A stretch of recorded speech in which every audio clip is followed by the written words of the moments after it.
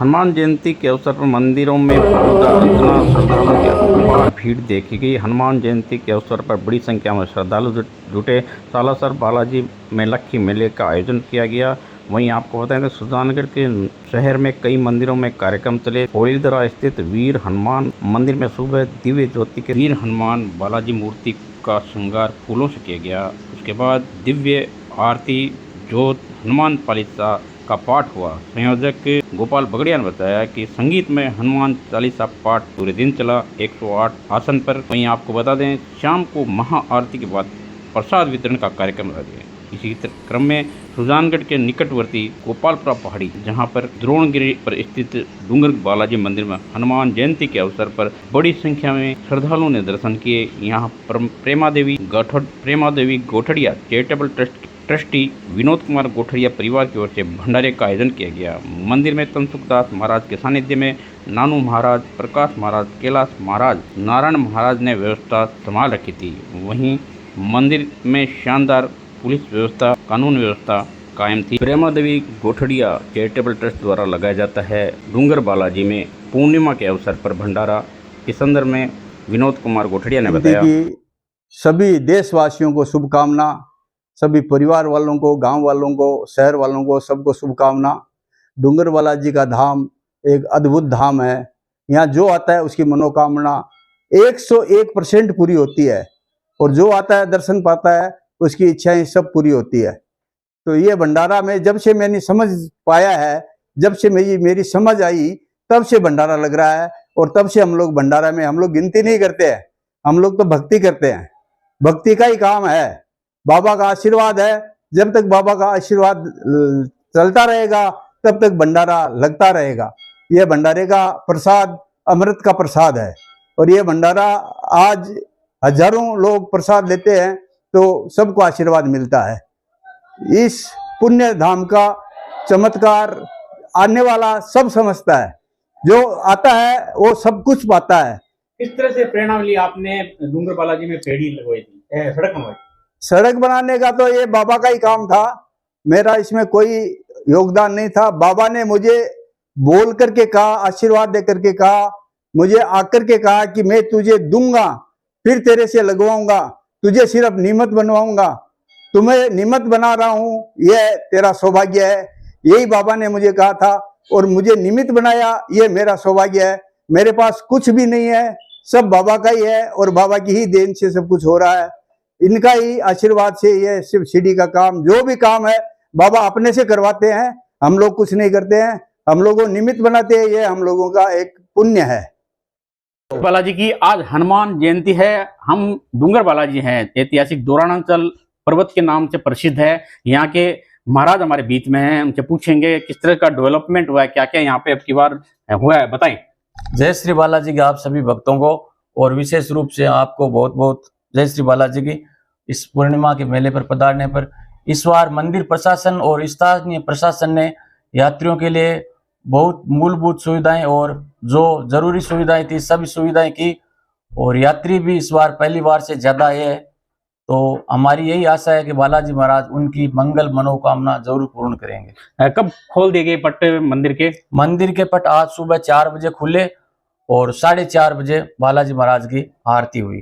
कहाँ से आते हैं श्रद्धालु दर्शन के लिए? श्रद्धालुओं का ऐसा है कि साल में जो एक बार श्रद्धालु इस पूर्णिमा पे जरूर आता है। जो बालाजी महाराज का भक्त है, जो डूंगर बालाजी से जुड़े हुए हैं, वो साल में एक बार कहीं भी हो, भारत के किसी भी क्षेत्र में हो, बाहर कहीं भी हो, वो इस पूर्णिमा पे यहाँ आके दोग जरूर लगाते हैं परिवार सहित। जैसा कि आपके पुजारी परिवार में कौन कौन सदस्य यहाँ पे लगे हुए हैं पूजा अर्चना में, यहाँ पे सहायता में? पुजारी परिवार में श्री श्री 108 बहन जी तनसुखदास जी महाराज के सानिध्य में नानू महाराज, कैलाश महाराज, प्रकाश महाराज और उनका विशेष सानिध्य में पूरा पुजारी परिवार लगा हुआ है। जो मंदिर प्रशासन की व्यवस्थाएं और जो यात्री आ रहे हैं उनकी सुख सुविधाएं, मूलभूत सुविधाएं, उन सब की व्यवस्था कर रहे हैं। और जैसा कि अब इन दिनों में काफी देखा गया है कि मंदिर जो पेड़ियां लगाई गई है दानदाताओं द्वारा भव्य कर दिया गया, इसके बारे में थोड़ा बताएं। मंदिर इस बार मतलब इन 4-5 सालों में मंदिर का खूब विकास हुआ है और आगे भी कई योजनाएं हैं। जैसे एक मूल पहली योजना है कि डूंगर बालाजी के चारों ओर एक पंचकोशी परिक्रमा का भी एक है ऐसा कि पंचकोशी परिक्रमा बनाएंगे। तो इस प्रकार अनेक विकास कार्य होंगे, आप देखेंगे इन 1-2 सालों में खूब विकास कार्य होंगे। हाँ, यहाँ पे इस बार भी देखा गया है कि हर बार की तरह पूर्णिमा के अवसर पर भंडारे लगाए गए हैं। कितने भंडारे कौन-कौन लगा रहे हैं, आप बता सकते हैं? भंडारों में मुख्य रूप से हमारे सुजानगढ़ के समाज सेवी और डूंगर बालाजी महाराज के परम भक्त विनोद जी गोटड़िया द्वारा और ऊपर लगाया गया है, नीचे श्री सुभाष जी वेदी द्वारा एक भंडारा है। ये 2 भंडारे बहुत ही पुराने भंडारे हैं और इनको देख के, इनसे प्रेरणा लेके और भी कई भक्त लोग कहीं जूस पिला रहे हैं, कोई भक्तों की सेवा कर रहे हैं। तो इस बार पिछली बार से मतलब डबल तिब्बल भंडारे लगे। ये थे हमारे बीच में अहम रूप से बताने वाले मंदिर के पुजारी, जिन्होंने सारी जानकारी दी है। हनुमान जयंती के अवसर पर आप सभी को शुभकामनाएं। यदि आप स्केटिंग सीखना चाहते हैं और आप नौसिखिए हैं तो जानना चाहते हैं बिना चोट लगे स्केटिंग की शुरुआत कैसे करें, तो आप स्केट के साथ चलने की भी कोशिश कर सकते हैं। एक पैर आगे बढ़ाएं, ग्लाइड करना शुरू करें, एक पैर कदम से आगे बढ़ाओ, दूसरे कदम से धक्का दो, निर्धारित पैर पर आगे सरकाओ। जब एक पैर आगे सरके तो पीछे से धकेलें, दूसरे ब्लेड से ज़मीन रखें। यह समस्या नहीं आएगी, कदम से कदम बढ़ाना है। धक्का देना बिल्कुल वही जो कि शुरुआत के लोगों को समझना चाहिए। यदि आप स्केट चलने की गति आगे बढ़ाते हैं तो आप एडी और पहिए पहले ज़मीन को छू देते हैं। वह स्केट आपको अनियंत्रित रूप से लुढ़का देगी, जिससे सम्मान आप स्लिप हो सकते हैं, आपको पैर में चोट लगती है। अगर आप सपाट पैर से आगे बढ़ते हैं तो आपके पैर के पहिए एक ही समय ज़मीन से छूते हैं, तो बेहतर तरीके से स्केट कर सकते हैं। वायरल वीडियो के तहत स्केटिंग का ये वीडियो सुजानगढ़ के स्टेशन रोड का है, जहाँ पे प्रतिदिन सुबह मिल जाता है, जो कि बेहतरीन स्केट का जानकार है, जो कि लगातार सुबह घूमते हुए दिखाई देता है। स्केटिंग के माध्यम से लोगों का मनोरंजन करता है, बड़ी तेज़ गति से निकलता है, बड़ी साफ तरीके से निकलता है, लोग देखते हैं। ये वीडियो काफ़ी वायरल हुआ है। सुजानगढ़ का ये बंदा पिछले काफ़ी दिनों से स्टेशन रोड पर स्केटिंग करता हुआ नज़र आता है। हम आपको ये विजुअल के माध्यम से आपको उपलब्ध कराते हैं इसके वीडियो, जो कि भोजलाई रोड पर स्थित है और स्टेशन रोड पर लगातार दिखाई देता है सुबह के समय। इसका वीडियो काफ़ी वायरल हुआ है। इसने बताया कि मैंने शुरू में सीखा और उसके बाद में पारंगत हो गया स्केटिंग के बारे में। वंश कुमार चौहान का जो कि वीडियो वायरल हो रहा है काफ़ी समय से, वंश कुमार चौहान ने बताया। सिखा रहे हैं क्या? नमस्कार दोस्तों, मेरा नाम है वंश कुमार चौहान और मैं रोज़ सुबह स्केटिंग करता हूं और 2-3 लड़कों को प्रैक्टिस भी करवाता हूं। कितने समय हो गया और कभी गिरे भी क्या आप? मुझे कम से कम लगभग 1 साल हो गया और कई बार प्रैक्टिस करते टाइम मैं गिरा भी था, मैं चोट वोट भी आई थी। अब किस तरह से करते हैं आप? भीड़ भाड़ में निकाल लेते हैं? अब ठीक है, हम सीख गए हैं, भीड़ भाड़ या कहीं की जगह पर चला लेते हैं आराम से, कोई दिक्कत नहीं होती। सुजानगढ़ के श्री भंवरलाल कालाबाल मंदिर उच्च माध्यमिक विद्यालय के विद्यार्थियों द्वारा रविवार सुबह परिसर में विज्ञान कला से संबंधित विभिन्न मॉडल प्रदर्शनी का आयोजन किया गया। इस अवसर पर छात्र छात्राओं ने एक से एक बढ़कर मॉडल प्रस्तुत करके सबका मन मोह लिया। इस अवसर पर मुख्य अतिथि पद पर विधायक मनोज मेघवाल, विशिष्ट अतिथि सभापति नीलोफर गौरी, विधायक सचिव सुनील जैन, कांग्रेस नेता बजरंग सेन, भामाशाह पवन तोदी, यंग्स क्लब सचिव गिरिधर शर्मा, दानमल भोजक, विमल पाटनी ने प्रदर्शनी कला उद्घाटन व अवलोकन किया।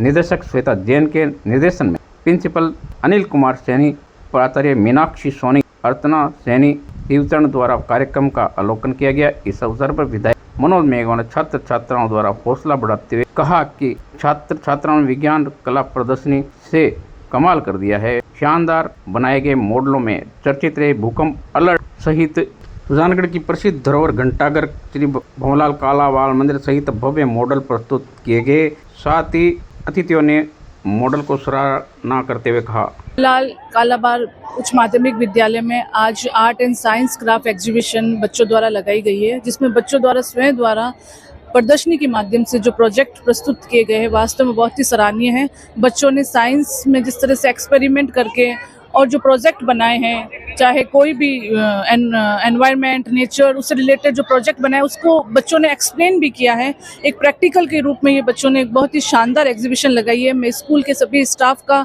और बच्चों का मैं उज्जवल भविष्य की कामना करती हूँ, और मैं स्कूल के सभी टीचर्स का बहुत बहुत धन्यवाद देना चाहती हूँ जिस तरह से आपने ये एग्जीबिशन लगाकर बच्चों को मोटिवेट करने का काम किया है। आने वाले समय में जरूर बच्चे अपने जो जरूर ऊंचाइयों तक जाएंगे और इस स्कूल का, सुजानगढ़ का नाम रोशन करेंगे।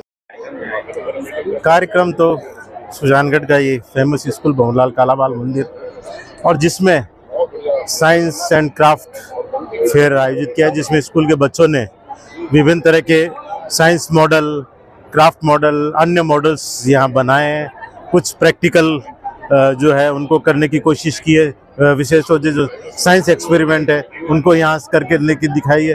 और इसके अलावा नेचर से संबंधित, एनवायरनमेंट से संबंधित, स्पेस से संबंधित इनको भी मॉडल्स को प्रदर्शित किया है। और एक अच्छा प्रयास उन्होंने किया है कि भी पढ़ाई के साथ साथ स्कूल ने अन्य गतिविधियों में बच्चों कैसे भाग लें, क्योंकि प्रैक्टिकल भी आज के समय में ज़रूरी है।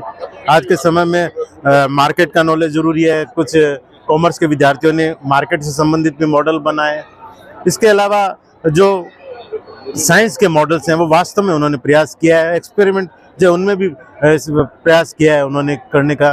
तो एक दिन जिस दिन वो पढ़ाई से अलग गतिविधियां करे, रिलेटेड सारी एजुकेशन से ये, पर थ्योरी से अलग प्रैक्टिकल की तरफ एक दिन दिया है और स्कूल ने समय बच्चों को दिया है, तो बच्चों को बहुत सीखने को भी मिलेगा और थोड़ा सा माइंड भी आप जानते हो कि पढ़ाई से हटकर क्रिएटिव की तरफ बच्चों का जाएगा।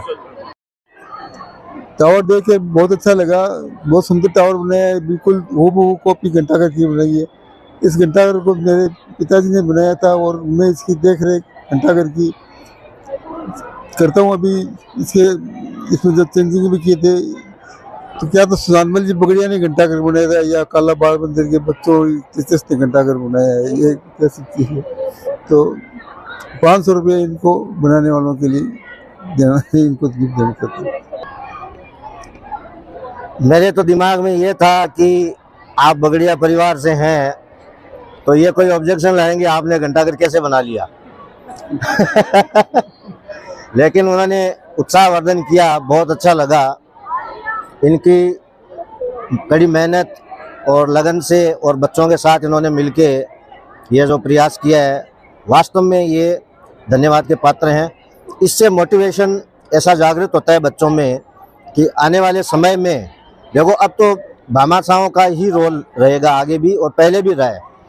ये इस प्रकार की कृतियाँ जिन्होंने बना के आज सुजानगढ़ के इतिहास में छोड़ दी, भविष्य में भी पवन जी जैसे भामाशाहों के और केयर टेकर के सहयोग से इस प्रकार के कार्य स्कूलों में भी और चिकित्सालय के क्षेत्र में भी, और चाहे वो कोई भी क्षेत्र हो, विकास का सुजानगढ़ के मुद्दा हो जिसमें हमेशा सहयोग रहा है इनका, तो हमेशा रहना चाहिए।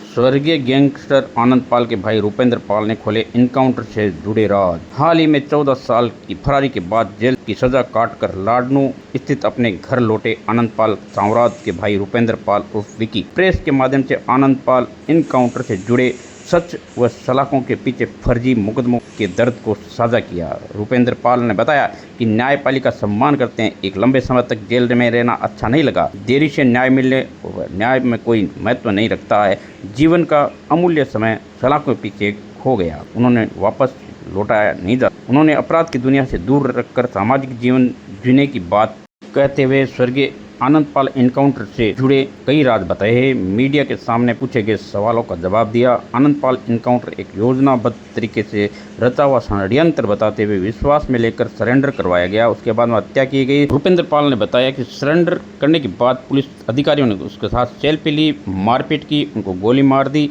आनंद पाल सिंह सांवराज के छोटे भाई रूपेंद्र पाल सिंह जेल के सलाखों से आज़ाद होकर लौटने पर समर्थ कर हजारों समर्थकों ने संख्या में आगवानी की, सैकड़ों गाड़ियां का काफिला देखा गया। लाडनू पहुंचने पर प्रेस कॉन्फ्रेंस के माध्यम में सलाखों में काटी जिंदगी और जुड़े कटु अनुभव फर्जी मुकदमे का बयान दर्ज करते हुए रूपेंद्र पाल ने मीडिया बड़ी संख्या में लोग उपस्थित थे। महसूस कर रहे हैं, क्या लग रहा है आपको?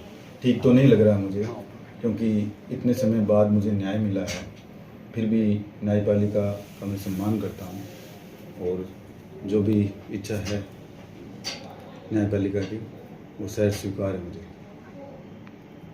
प्रत्यक्षदर्शी रहे हैं और आपको जैसा कि मीडिया में आपको आगे रखकर सारी कार्रवाई की गई, उसकी वास्तविकता क्या है? वास्तविकता यह है कि सरेंडर करवाने के बाद में उनकी हत्या हुई है और उनकी हत्या करने में विद्या प्रकाश, सूर्यवीर सिंह और कैलाश मीणा नाम का एक कर्मचारी था, तो उनका ही रोल है और साथ में बहुत सारे उनके साथ थे। मेन गोलियां उन्होंने मारी थी, बाकी सब साथ थे। आपके हिसाब से एक षड्यंत्र था? बिल्कुल पूरा षड्यंत्र।